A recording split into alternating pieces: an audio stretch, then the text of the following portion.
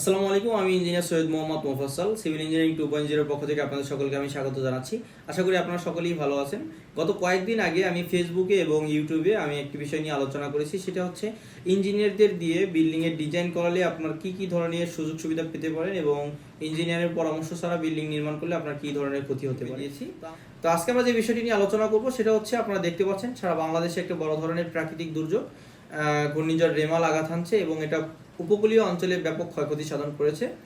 তো আমরা সাধারণত যখন বিল্ডিংয়ের নির্মাণ কাজ করি, বিল্ডিংয়ের ডিজাইন করি, নির্মাণ কাজের আগে যখন আমরা বিল্ডিংয়ের ডিজাইন করি, তখন আমরা ওই বিল্ডিংটা কোন অবস্থানে অবস্থিত হবে সেই লোকেশনটা আমরা নির্ধারণ করি এবং ওই লোকেশনে আমাদের বিএনবিসি 2020 অনুযায়ী ওইখানে যে চার্ট আছে সেই চার্টে বেসিক যেই উইন্ড স্পিড আছে, এই উইন্ড স্পিডটা কত এটা ওইখানে কাউন্ট করি।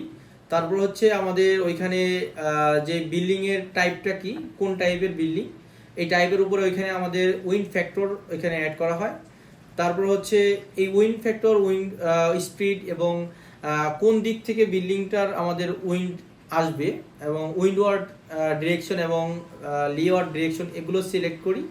তারপর হচ্ছে আমাদের বিল্ডিংয়ের যে ডিজাইন, এই ডিজাইনটা করা হয়। তো এছাড়াও আরও কয়েকটা লোড এখানে আছে, ডেড লোড, লাইভ লোড এবং আর্থওয়ার্ক লোড অলসো এখানে আছে। তো এই লোডগুলো যখন আমরা ক্যালকুলেশন করব, এই ক্যালকুলেশনের পরে আমাদের একটা বড় ধরনের যে আমাদের যে স্ট্রাকচারটা আসবে, এই স্ট্রাকচারের উপরে আমরা বিল্ডিংটা নির্মাণ কাজ করে থাকি। তো এই স্ট্রাকচারটা যখন আপনার নির্মাণ করবেন, আর যখন আপনি একজন ইঞ্জিনিয়ারের পরামর্শ ছাড়া যখন আপনি একটা স্ট্রাকচার নির্মাণ করবেন, তখন দেখবেন যে আপনার ইঞ্জিনিয়ারের পরামর্শ ছাড়া যে বিল্ডিংটা আপনি নির্মাণ করবেন ওইটা আপনার ঝুঁকির মধ্যে চলে যাচ্ছে অথবা অনেক বেশি আপনার খরচ হয়ে যাচ্ছে। তো এই বিষয়গুলো সেভ করার জন্যই আমরা সাধারণত ইঞ্জিনিয়ারদের পরামর্শ নিই।